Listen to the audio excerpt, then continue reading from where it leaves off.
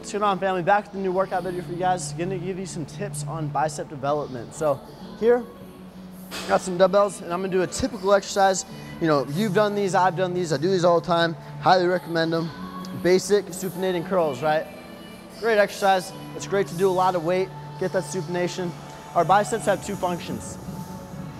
Really quick anatomy lesson. You have your long head of the bicep, you have two heads. You have your long head, and on the inside it's called a short head. The short head and the long head. The two functions of the bicep. In simple terms, curl up. See the bicep flexing right here? Up. You also have rotation. So you see how the bicep flexes when I rotate like that? So this is essential in your bicep training. You want to rotate, also called supinating. So rotation, boom. And you also want to curl, right? So by combining those, it's kind of like the best of both worlds, right? So with this exercise, when you curl up, there's no tension here, right? There's no tension on my biceps. As soon as you start curling, there's tension, tension, tension.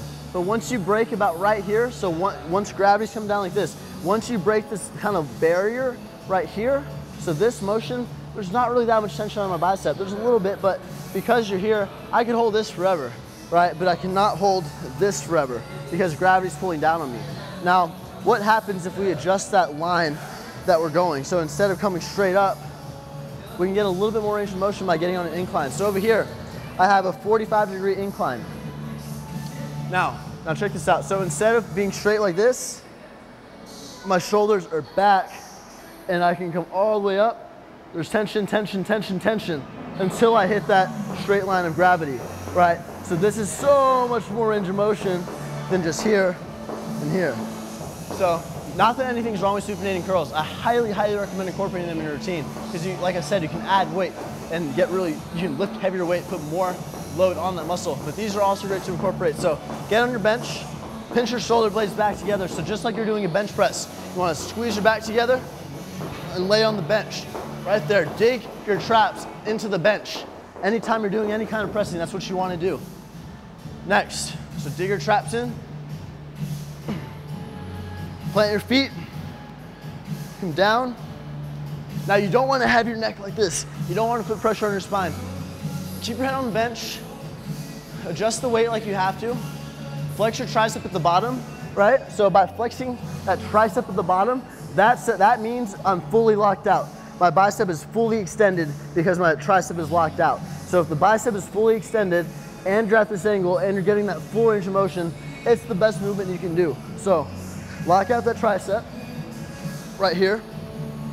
Shoulders, heads in neutral position. Feet are planted. Breathe out as you come up. Flex the tricep at the bottom of every rep.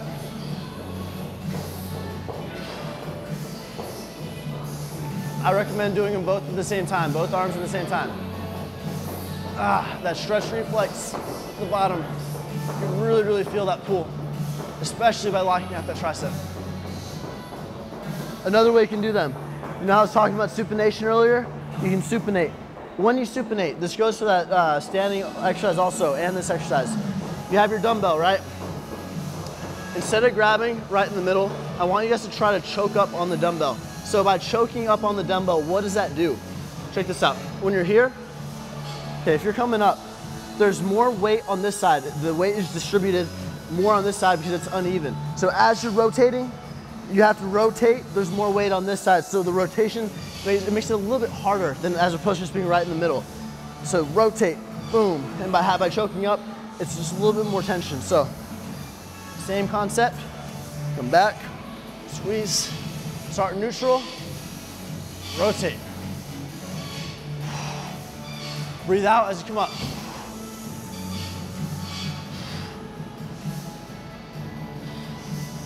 Try those, guys. I recommend about anywhere from 10 to 12 reps. You don't want to go too heavy on them. You don't want too much stress. There's no point in going 6, 7 reps on those. Go about 10 to 12, 8 if you want. And that's going to conclude this video. So thank you so much for watching.